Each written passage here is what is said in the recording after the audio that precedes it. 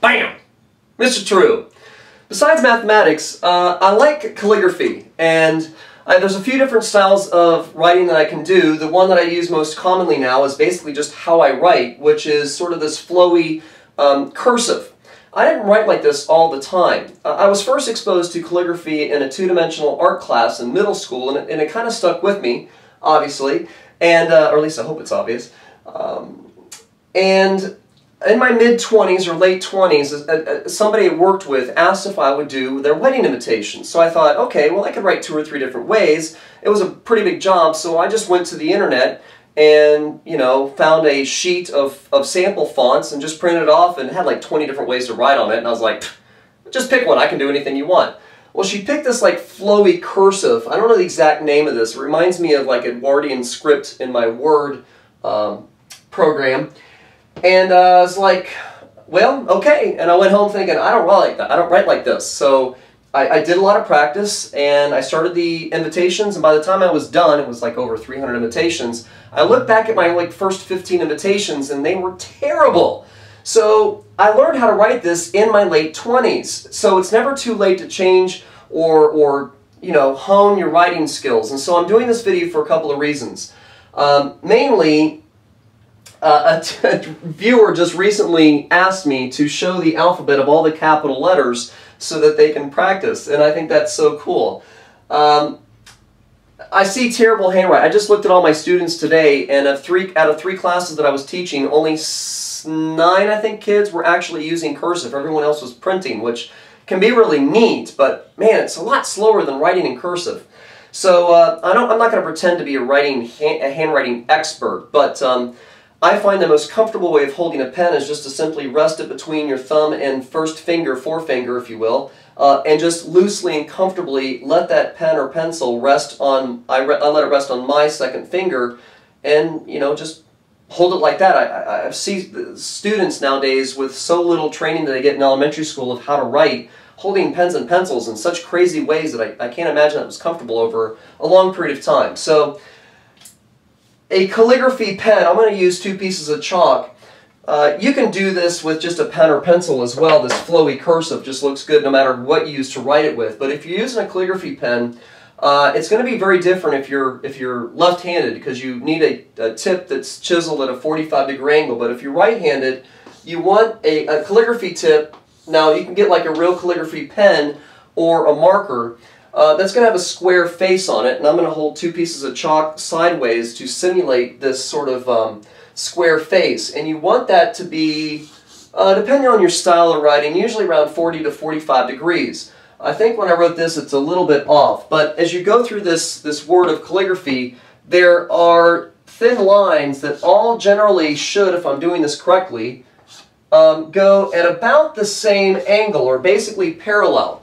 And all of these are around 45 degrees off of horizontal. And one of the hardest things to learn to do with calligraphy is to keep that pen at that 45-degree angle. But this handwriting style looks great whether it's a pen, pencil, or a calligraphy pen.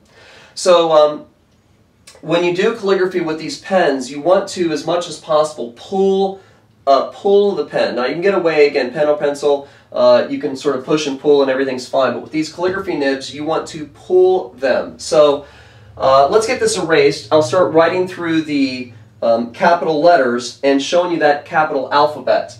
And hopefully you guys can play around with it and see if you can't work on this, handwriting style yourself. I'm not a handwriting teacher, like I said, so I'll try and do my best to talk through these letters, and you know, I'll give you the demonstration, of course, but I'm going to write most of these like I use with chalk and a pen or pencil. If you're writing with a proper calligraphy nib, again, that you have to dip, or a fountain pen, you must pull them, so it takes more brush strokes. So for an A, and I'll show this like super proper first, which is pull it, so 1, give you a hat, 2, and that's the left and right hand side of the A, of course. Now for the loop in the center, you have to again do 1 and then 2, and there's your A. If you're using a pen or pencil or chalk, you can get away with pushing the thing, so you can kind of just go here and push against it and then loop around and this tail becomes the sort of the start of the next letter. So if I wanted to write the word "and" with a capital A for some reason, then I would just come up here and go, there's a D or an N and then a D. There's the word "and" with a capital A. All right, let's take a look at B. Now B is, and you can make these long flourishes as long as you like, and the longer they are and the more they flow over the other letters, the fancier the final script looks. So B, I like to give a nice long sort of hat, if you will, to it.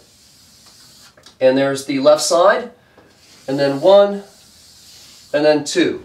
Well, that's not 2 strokes with a calligraphy pen. It would, again, would have to pull, it's going to be 1, 2, 3, and you're going to have to stop down here, and then come around 4 and 5. So that would be 5 strokes with a proper calligraphy nib. You can get away with just 2 and keep it flowy with a pen or pencil or chalk. C is just 2 movements, 1 and 2. And if you're using a calligraphy nib, you're going to have to come back over here and pull it over. 3. Again, pen or pencil, just loop that thing around. That's A, B, C. D. E. You know, that's like a nice, easy, simple E. You want to add some flourish to it. Make it a big hat. If you want to, you know, just get even more crazy. You know, practice your handwriting and just see how flowy and flourishing, you know, how many flourishes you want to put into your writing. F, at least the way I write them, is 1, 2, 3, and there's your cursive F. G.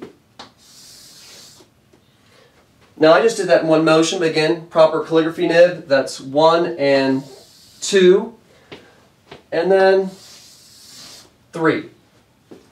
And you know, if you think that looks like a G, and it is a standard cursive G, but if you think that looks a little bit not really quite sure what it is, you know, once you start adding more to it and put these capital letters in context, it'll make them easier to read. And you know, the fancier they get, sometimes you know they get hidden a little bit with all the flourishes. So that's capital G for ghost.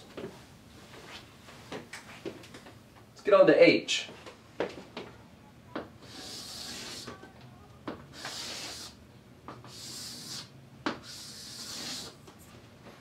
I.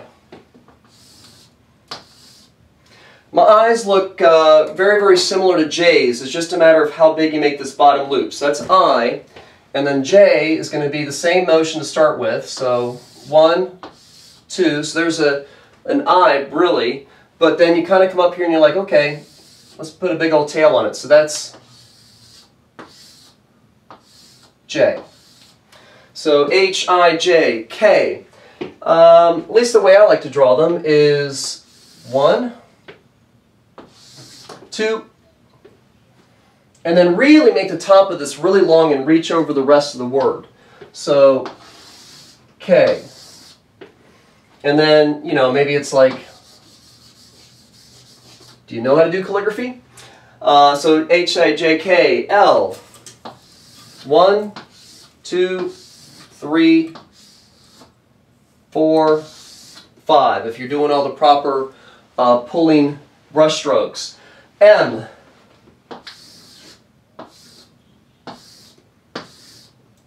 And my M's, I like to really swing, if I'm trying to be fancy, really swing down, and again, let that get underneath the word and swing under the bottom and underline it. So maybe,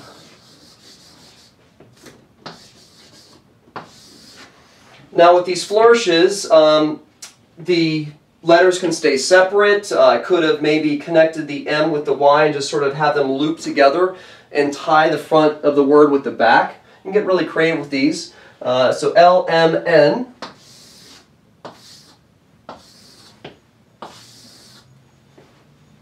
It looks really simple. I hope these look good to you, and it looks pretty simple, but it takes a lot of practice to get these to flow right, to get all these thin lines, again, to be in the same direction as much as possible. And so, again, many, many hours of practice once you get this alphabet down. So we're at N. Now, there's not much really you can do with an O, But where was that? Alumino. So we got just a couple of loops. I mean, maybe you can put a little loop-de-doop at the top, but O's kind of boring, at least as far as I can figure it out. So that's my O, P, and again, you can kind of add a flourish here or swing that sort of top a little bit farther over the word. But and if you don't like the way this P looks, you can just, do a little different. Let's see here. It's your handwriting. Pick some flourishes. Pick a look that works for you. So O, P, Q. Well, I just like to make my Q's look like an O with a tail on it, just because it's so much easier to read. Otherwise, a cursive Q kind of looks like a fancy 2. So too many people, there's not that many people that are comfortable or familiar with cursive Q's. So I just sort of do like the more standard, boring O with a little tail on it. So Q, R. Now I'm kind of, did a lot of strokes together as opposed to just using a real calligraphy pen. And if that seems a little boring, you can come up here and add a little bit more of a flourish again to all the tails of the R's and whatever. So it's Q, R, S, T. Again, lots and lots of different ways to write those T's. I just kind of like to make it look like a standard T with a nice flowy top on it. Let's pick it up with the U. So XSTU. So 1, 2, 3. UV.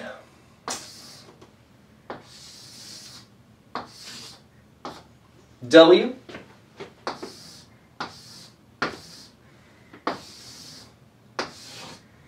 X. Again, it could probably be a little more creative, but I just do that for X. Y.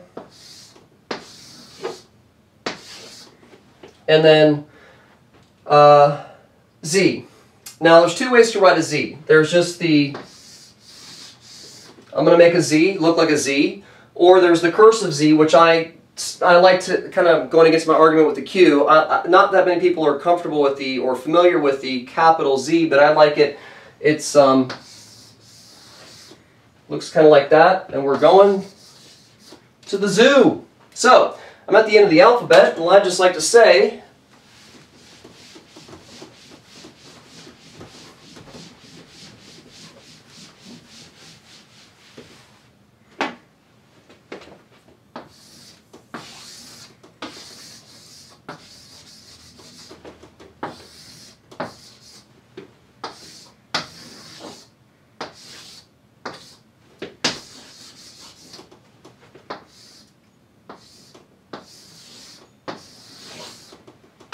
thank you for watching.